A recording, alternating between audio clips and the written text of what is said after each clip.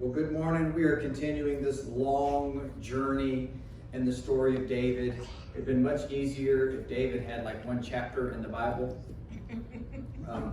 because I still could probably stretch that out. But we're in part 8. I know it's like, wow, 8. Yes, 8. It's been 8 weeks. But we started talking about the origins of people so we could lay a little bit of a foundation. And then we got a little juicy last week with, oh, my block is gone.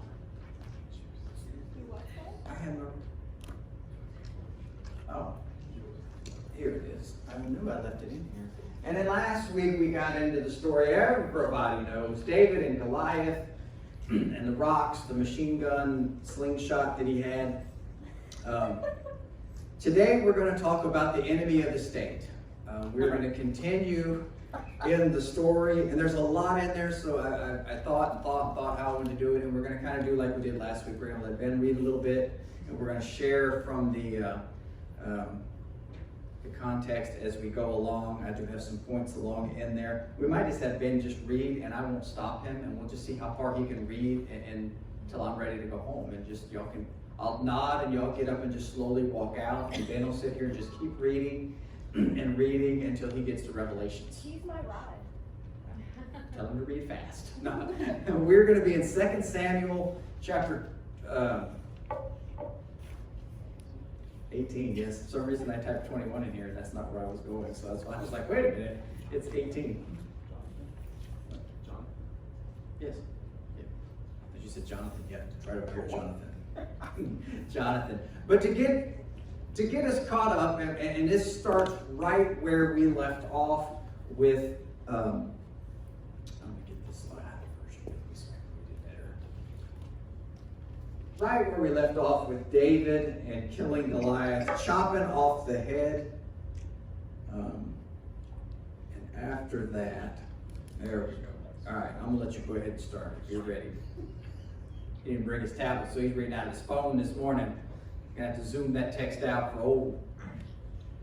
Now it came about, when he had finished speaking to Saul, that the soul of Jonathan was knit to the soul of David, and Jonathan loved him as himself. Saul took him that day and did not let him return to his father's house. Then Jonathan made a covenant with David because he loved him as himself. Jonathan stripped himself of the robe that was on him and gave it to David with his armor, including his sword and his bow and his belt. Okay. Now, to be clear on this, on some things, there's this story of Jonathan and David, especially in the day we live in today, is a hot topic to be twisted and warped and taken out of context. So a couple things in there. One, it says that it loved him, in verse 4, right before 4, and Jonathan made a covenant with David because he loved him as himself. Just to be perfectly clear, this is not anything that is popular today, not any kind of they loved each other, they weren't any of those things. That is not what this love is. This is not what is being referred to. This is just a bond, and the Bible even tells us that we're supposed to love our neighbors as we love ourselves. And he states it there when he says that Jonathan loved him as himself. So no misconceived ideas of what's going on here. There's some people that love to take this story and twist it and make it something that it's not. But it says there that he took off his robe. Just to be clear, they wore layers. Jonathan wasn't running around naked. Hey, I love you as myself, and took off his clothes and was standing there in his briefs.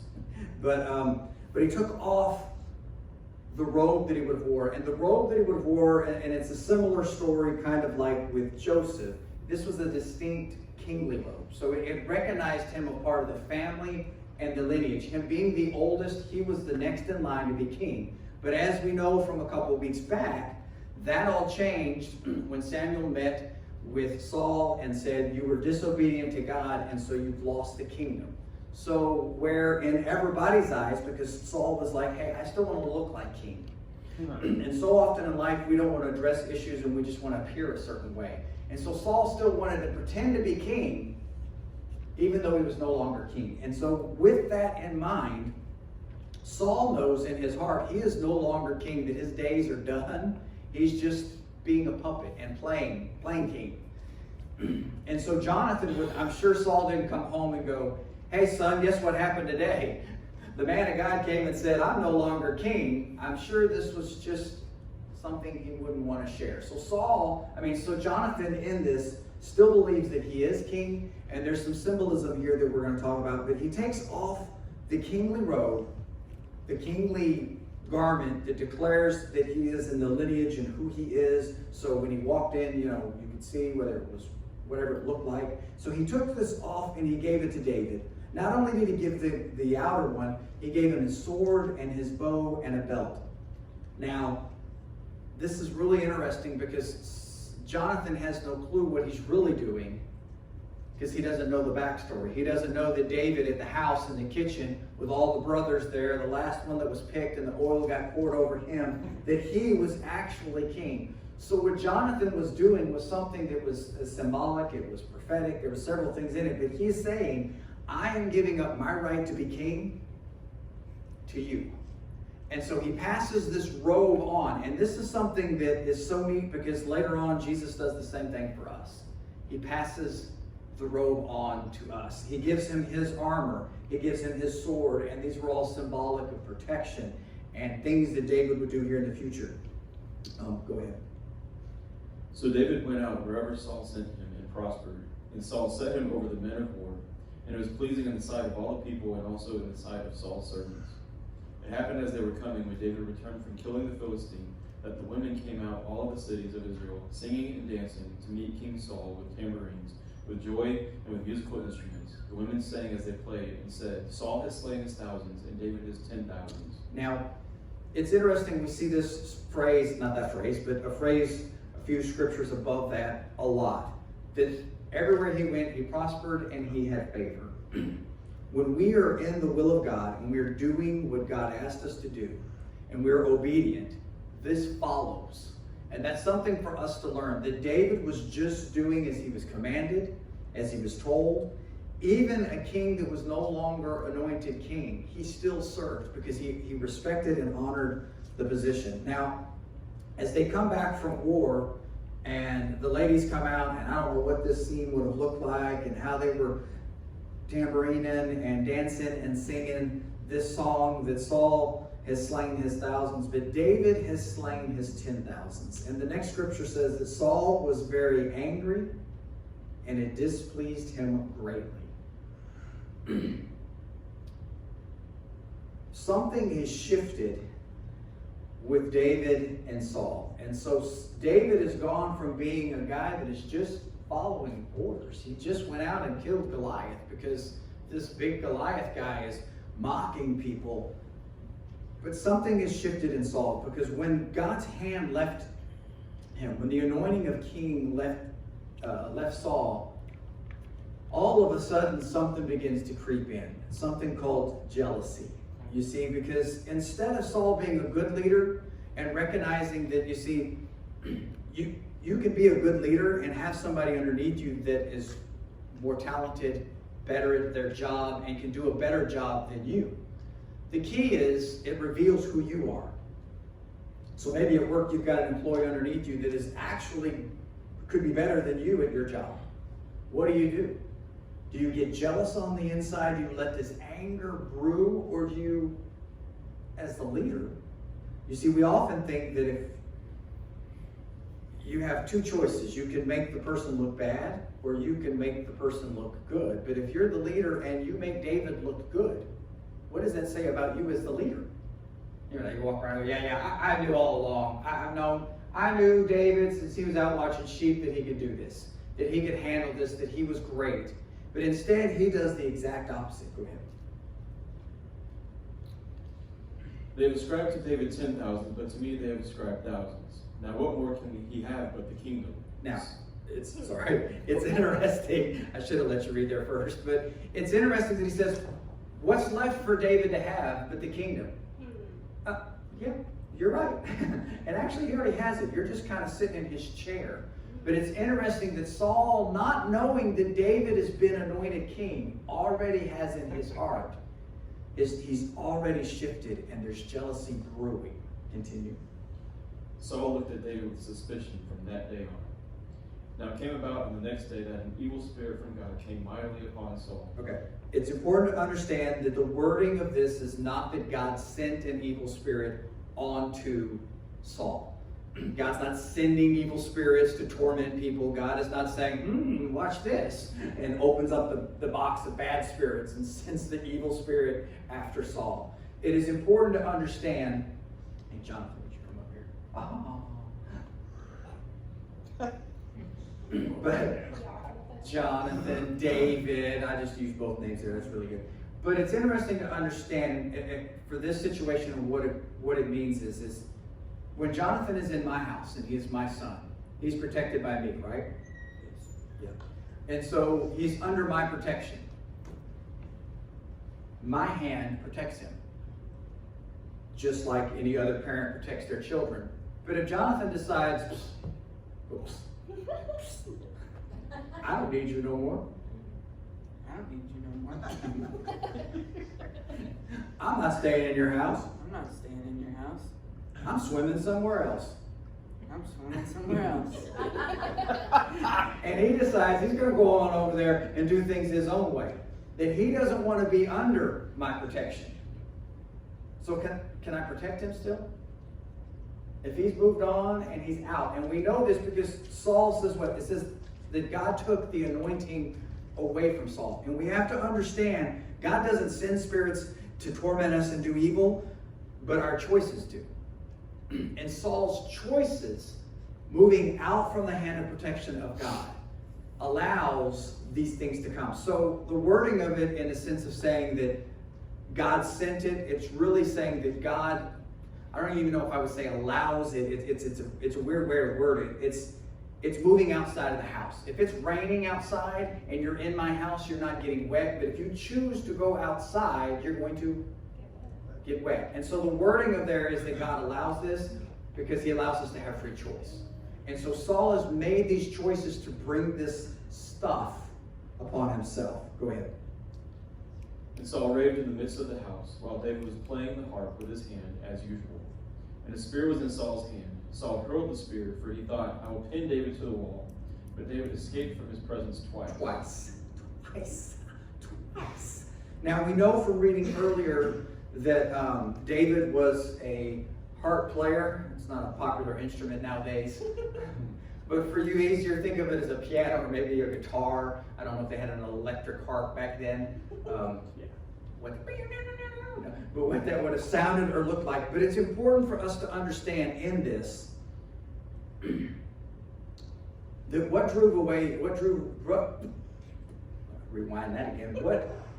forced the evil spirit to leave? Anybody can answer? It was worship. It was music. And I know a lot of days we like to think that music is just music.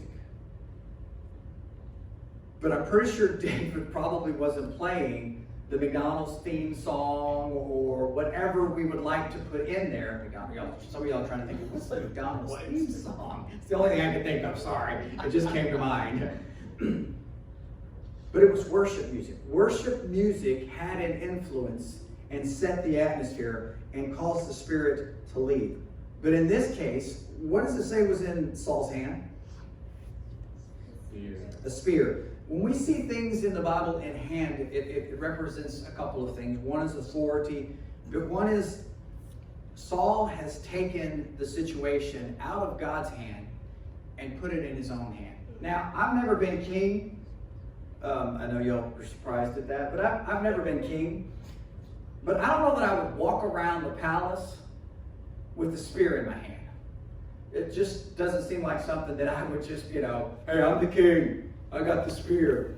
I don't know that I would walk around carrying the spear, but it shows the place of where Saul has moved to. That he grabs this spear in his hand and decides, I'm going to take this into my own hands. And I couldn't hit anything if I tried to throw a spear. I could imagine this, but we got to remember that Saul was a good warrior.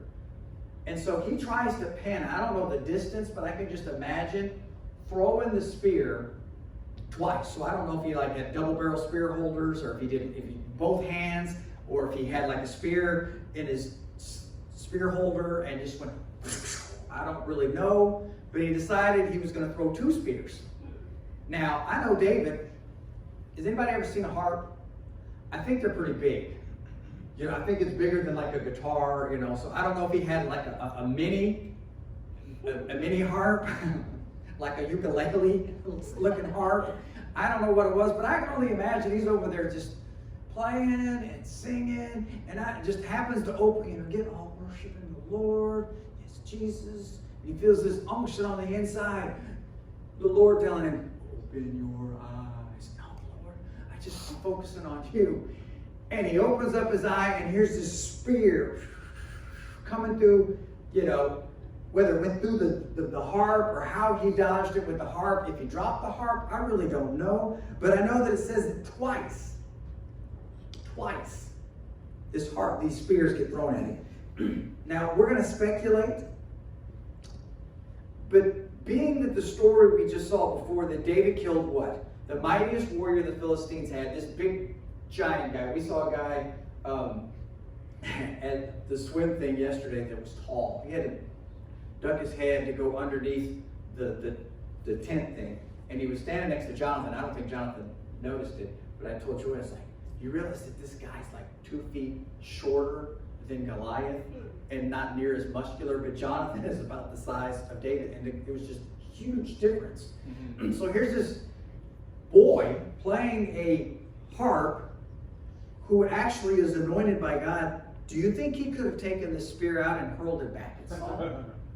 Could you imagine what Saul would have thought if he's like, and then, you know, in a movie mindset, you know, David drops the harp, catches it with his foot, lays it down, grabs both spears in his hand, spins them around and throws it back at Saul and pins Saul to the wall. Maybe that was the song David was singing. Pin Saul to the wall. Or could have killed him. I mean, if he can kill Goliath with a rock, I think a spear in his hand, especially after he threw the second spear, because then you know you don't have no more spears. But it's important to understand what David does.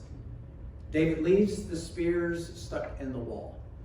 There are some times in life when things get hurled at you from the enemy, and you got to leave it stuck in the wall and walk away. You see, he could have taken that out and hurled it back and done the same thing that Saul did and said, I'm taking this into I've been anointed king. You know who you just threw that spear at? I'm little King David. I know you're not king no more, because there can't be 2 kings. But what does David do? It says he ducks and covers. Go ahead, you can read now. Now Saul was afraid of David, for the Lord was with him, but had departed from Saul.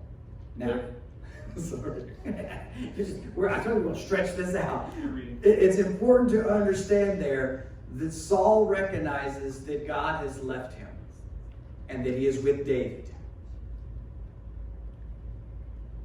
And it says that Saul is afraid of David because the Lord is with him. And he knows what that means. He knows the ramifications of it. Okay, go ahead. Therefore Saul removed him from his presence and appointed him as his commander of 1,000. And he went out and came in before the people. David was prospering in all his ways, for the Lord was with him.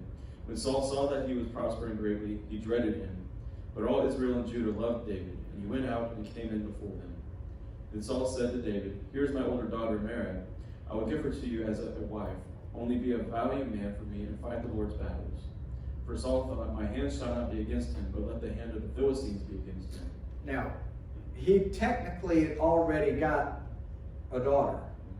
That was part of the deal. But Saul didn't keep his part of the deal. So then Saul says, Hey, look, I'm going to give you my daughter, because I don't want to take my hand up at you, because he now realizes what? The Lord is with him and not with Saul anymore. So he's like, okay, well, we're going to figure out another way. I'm going to send you out there to do this work, and we're going to let the Philistines kill you. That's a good idea, because you didn't kill the big one. So I'm going to send you out. And I think once again, it is stated that David prospered everywhere he went. Not because David was cool and awesome and great at everything that he did, but because he was submitted and served the Lord. Go ahead. But David said to Saul, "Who am I, and what is my life or my father's family in Israel, that I should be the king's son-in-law?" So it came about at the time when Merab, Saul's daughter, should have been given to David, that she was given to Adriel the Meholathite for a wife. Now Michal, Saul's daughter, loved David. When they told Saul the thing was agreeable to him, Saul thought, "I will give her to him, that she may become a snare to him, and that the hand of the Philistines may be against him." Therefore Saul said to David, "For a second time you may be my son-in-law today." And Saul commanded his servants, "Speak to David secretly, saying, Behold, the king delights in you, and all his servants love you. Now therefore become the king's son-in-law." So Saul's servants spoke these words to David. But David said, "It is trivial in your sight to become the king's son-in-law, since I am a poor man and are lightly esteemed." The servants of Saul reported to him according to these words which David spoke. Saul then said, "Thus you shall say to David, the king does not desire any dowry except 100 foreskins of the Philistines, to take vengeance on the king's enemies." Now Saul planned to make David fall by the hand of the Philistines. When the servants told David these words, it pleased David to become the king's son-in-law. Before the days had expired, David rose up and went, and he had his men, and struck down 200 men among the Philistines. Then David brought their foreskins, and they gave them in full number to the king, that he might become the king's son-in-law. So Saul gave him Michal, his daughter, for a wife. Okay, I read a lot. I'll catch a little bit up. I don't know about y'all, but if I'm giving my daughter away in marriage, that's probably not going to be the list of things for you to give to get my daughter. Just say it. I don't care if it's 100 or 200. I can think of a few other things I'd rather get. That's not going to be on the list. But, you know, David, the overachiever that he is, says, "Hey, you want 100? Here's 200. And I think the important thing in there to understand is that Saul is trying to trap David. He is trying to come up with ways that the enemy will kill David. And it's not working. It's just not. And so he is trying to get him to lose his focus. He is trying to put him in other things. But it's really important to understand one thing that David says. It's important for us to understand that David says this, "Well, who am I that I should be married into the king's family? I'm just from a low shepherd family." Now, a lot of us would say, okay, that sounds like humility, but it's not. Insecurity is not humility. And a lot of times we use insecurity and we mask over it and we act like, okay, I'm just being humble. But we're not. We're just insecure. And so this is an area where David is just like, okay, I'm all these things, but I don't really understand who I totally am yet, I guess you could say. Go ahead. When Saul saw and knew that the Lord was with David, and that Michal, Saul's daughter, loved him, then Saul was even more afraid of David. Thus Saul was David's enemy continually.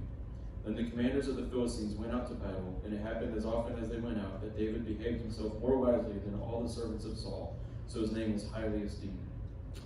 When we do what God has asked us to do, favor comes, and with that, the men see this. And it says, it's interesting that it says that Saul was David's enemy.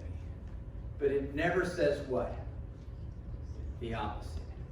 It never says anything about David having that attitude, that thought process, or that heart towards Saul. Only that Saul looked at David that way. You see, Saul had the opportunity several times in this, from the very beginning when Samuel confronts him, to do the right thing, to show his heart. I guess you could say he did, but he had an opportunity. He had an opportunity in this to take David and do something right, being that he would be recognizing now that God is with him. What should he have done? He should have taken the right approach towards spears. I'm throwing spears. Should have taken the right approach, but he didn't. You see, because he was hungry to hold on to power. And that can poison us.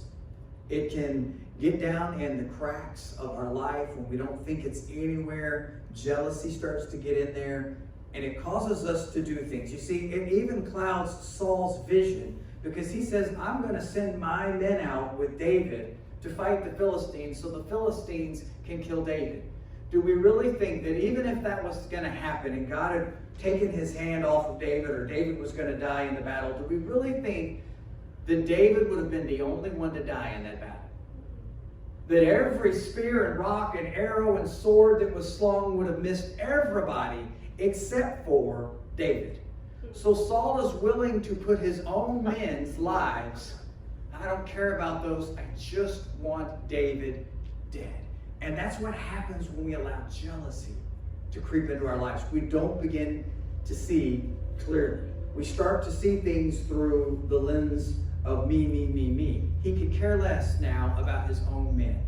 The king doesn't care about his people. He just wants to stay king and eliminate David. He sees what could be the greatest asset to him as a threat.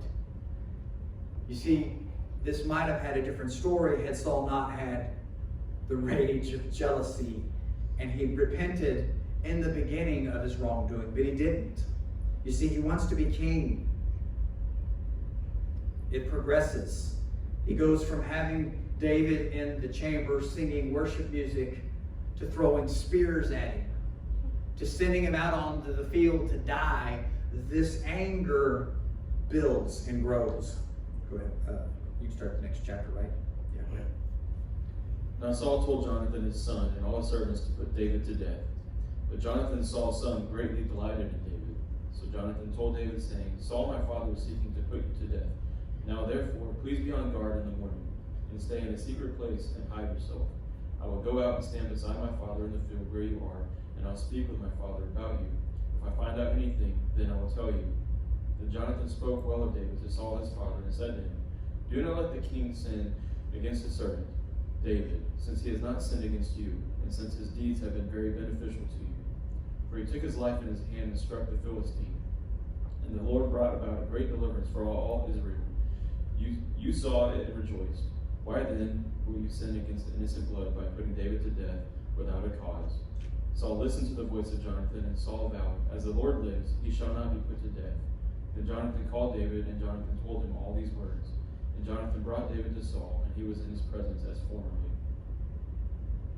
When there was a war again, David went out and fought with the Philistines and defeated them with great slaughter, so that they fled before him. Now there was an evil spirit from the Lord on Saul as he was sitting in his house with his spear in his hand, and David was playing the harp with his hand. Saul tried to pin David to the wall with the spear, but he slipped away out of Saul's presence, so that he stuck to the spear in the wall. And David fled and escaped that night. I don't know about y'all, but after the first spear incidents of 2 spears being hurled at me, I don't know if I've been sitting in the room again with him playing my harp with spears in the room. I might do the first scan of the room and check and see if there's any weapons in the room before I come into play. That's just me. Apparently David was a little more confident in his dodge the spear abilities. You know the game that maybe you played in school where you throw the ball up against the wall? No, I wasn't thinking of that. You know, any kind of dodgeball. So David must have played that a lot with his brothers and felt pretty confident in his ability to dodge spears, because here we sit again.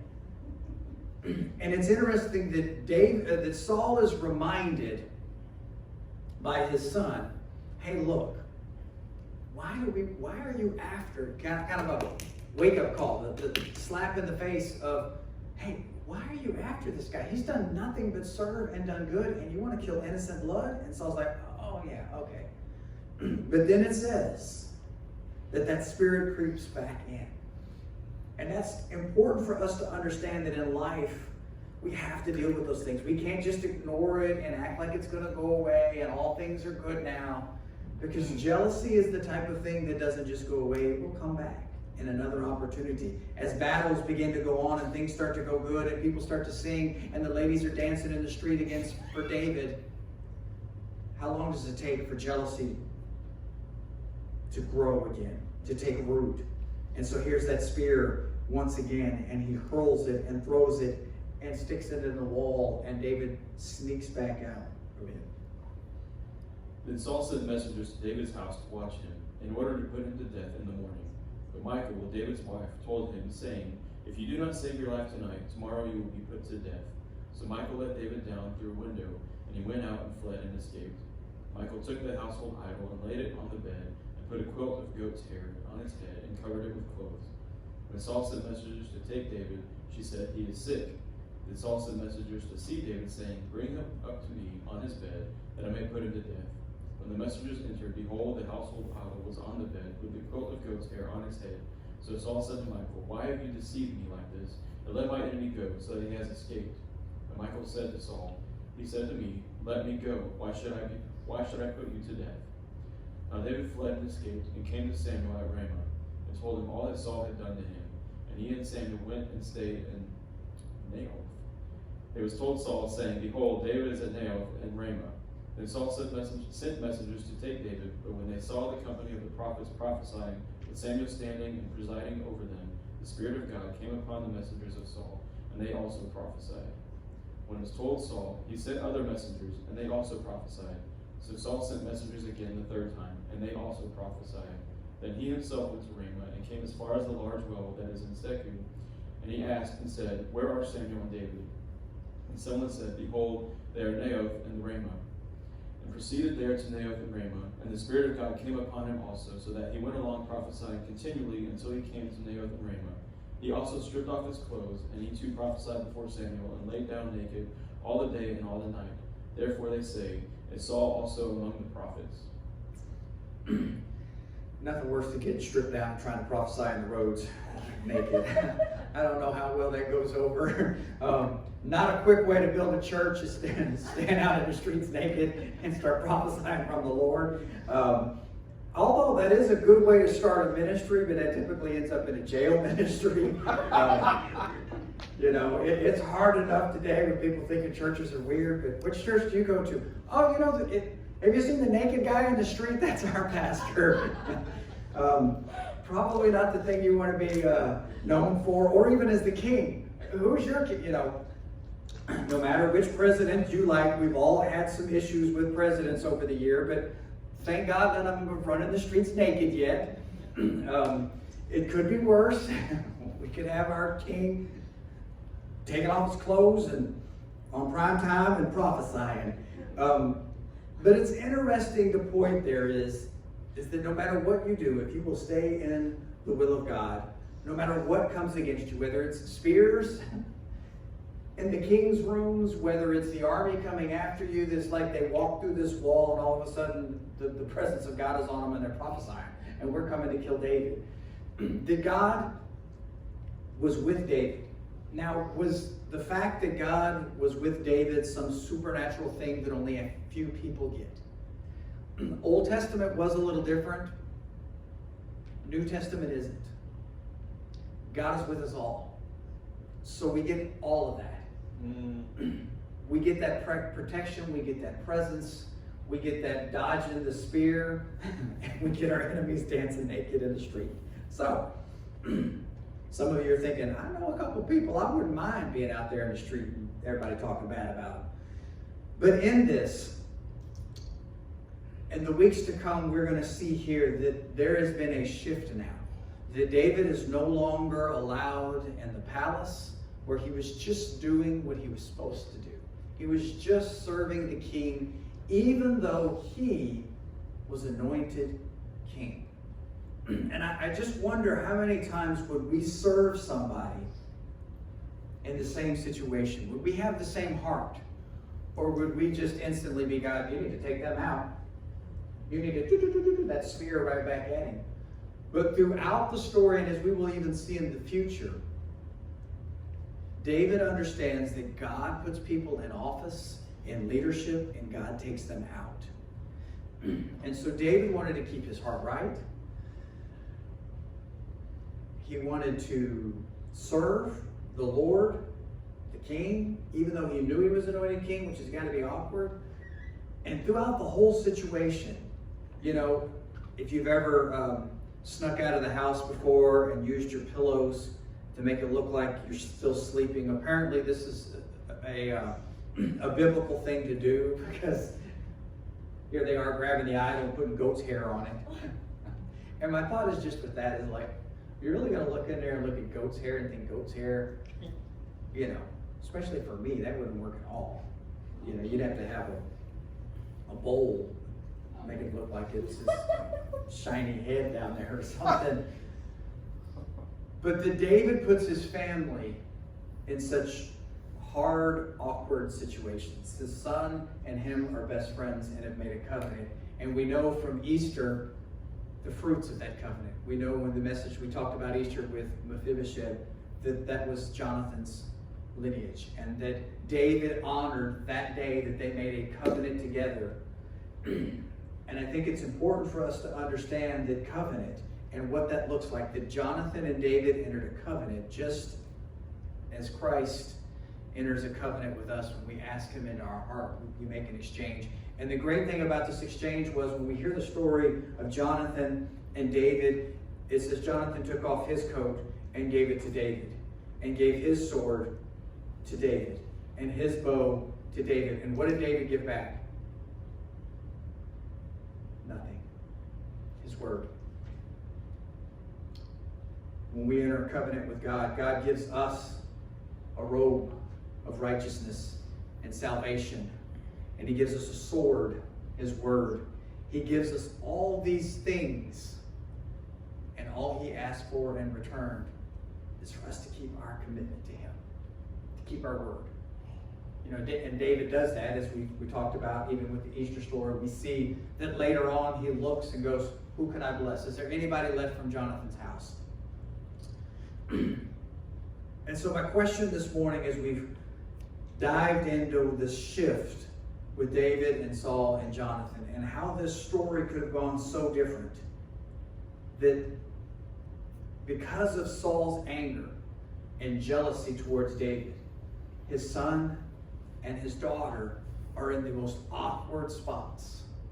Because, you know, it said that she loved David. She didn't just kind of like him. She wasn't kind of interested in him because he was the cool kid that could kill the Goliath. But she loved him. And so David marries her. You want to talk about an awkward dinner table conversation? I want to kill your husband. Some in-laws, that might be more true than, that might be more, maybe there's some depth in there that we ought to look at with in-laws. But think about that Thanksgiving dinner. Would David always be worried every time Saul picked up a knife to cut the turkey? That's right, he's looking at him like, oh no, I'm just cutting the turkey, you know? Would he try to drown him in mashed potatoes? The fork? Hey, would you go get the awkwardness of the person you love being pursued and trying to be killed by your dad, who's the king. Your best friend that you've entered into a covenant with, that you now recognize. Jonathan now recognizes that David has the anointing of God on him. What does that mean in Jonathan's eyes? Jonathan knows that if the presence of God is now on David, it is no longer on who? Dad. And if it is shifted from dad to David, what does that mean for me? That means I am not going to be the heir to the throne unless I do it the way my dad did it. You see, he has an option in this. He could have said, so if we kill David, this all stays in the family, and I get to be king. I tell you what I'll do, Dad. I'll have David come over. He could have easily sided with his dad, so he could have inherited the throne. But Jonathan realizes who God is with, and he says, nope. Here's my robe. Here's my sword. Recognizing who the king was. Saying, I'm giving everything I would have to you. And I think there's so much power in that what do we do when we have something? What are we fighting God for? What throne are we trying to stay on? What do we want? What are we not willing to give up? What is pride clouding our vision on? What is jealousy snuck in? And all we can think about is I'm going to lose this. lose it. I want to keep it. I want to be king. You see, Jonathan wasn't worried about that. We know how the story ends, but the story could have ended different. We don't know. We don't know what Jonathan and David's relationship would have been had. I won't share the spoiler alert because some of y'all might not know what happens in the end of the story, so we'll be nice and not share it. But jealousy, anger, these things, if we do not deal with them, lead us to throwing spears. Okay, maybe we don't throw spears today, but maybe we throw pots and pans at the house or vases, or we throw words. Maybe we use words instead, and we throw words at a spouse or a child or a coworker. None of us have ever had deceptive attitudes and said, you know what, I'll fix their wagon.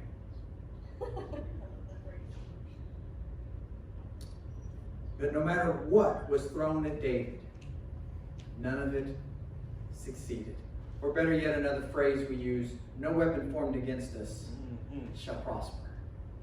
Because when God is with us and we are obedient to God, no matter when they're throwing spears at us, throwing us in pits, selling us into slavery, false accusations, throwing us into jail, like with all that happened with Joseph, when we are in line with what God has asked us to do and we are obedient to Him, no matter what comes against us, no matter how bad it looks today, shall not prosper. Because God's going to take those things and say, just hold on. Just wait. Patience. We talked about waiting a couple weeks ago. Who likes to wait? Nobody. You see, many of us in this story, like I said, would have pulled the spear out of the wall and gone after Saul and said, I'm king.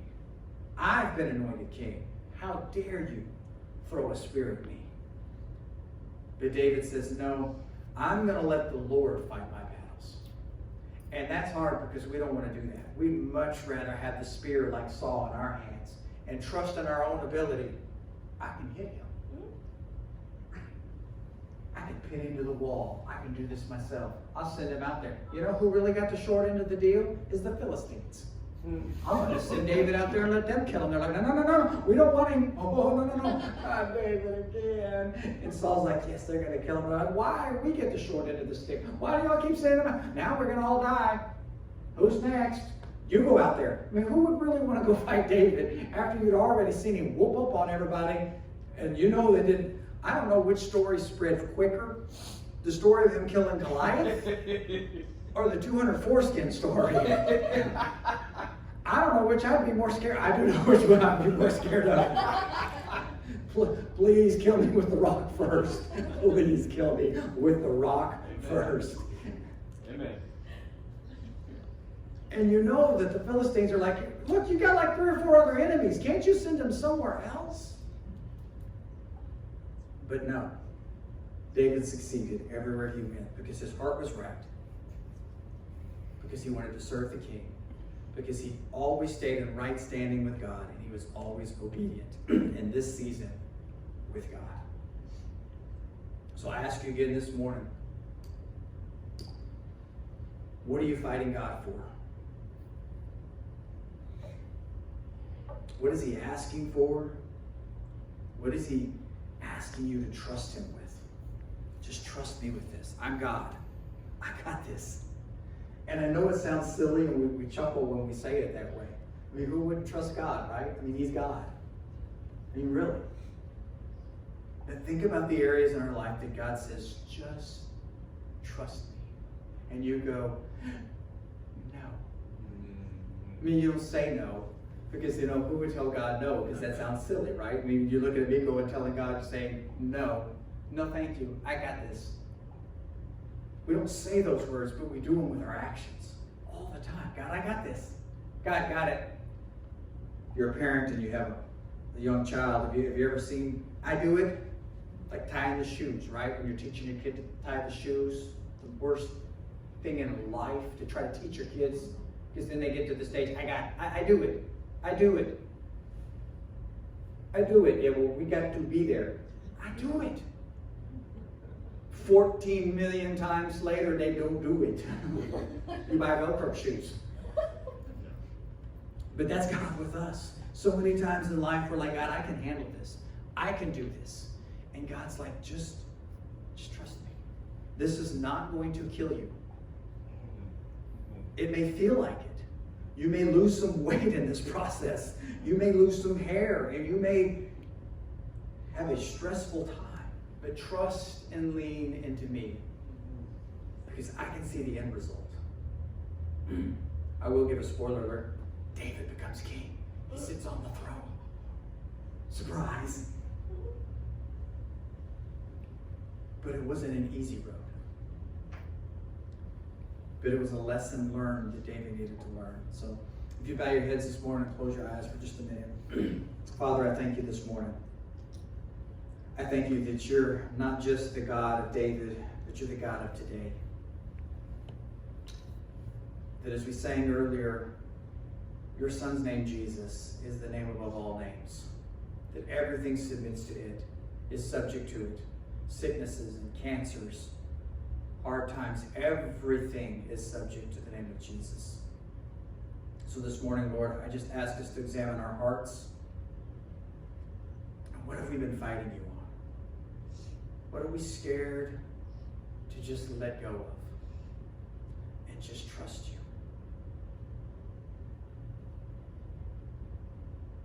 And so, Lord, this morning, I pray that we would just release, that we would just let go and receive the things that you have for us, the good things, that we could find good in all seasons. No matter what place we're at in our life, no matter what it is, that if you are there with us, it's good. And even though we can't see how we're getting to the other side, you didn't ask us to know every step, but just be obedient. So I pray as we leave today, Lord, that we would be obedient to your voice of the things in our life that you are asking us to do, to give up, to step into, to let go of, to put jealousy down, and walk in love. In Jesus' mighty name.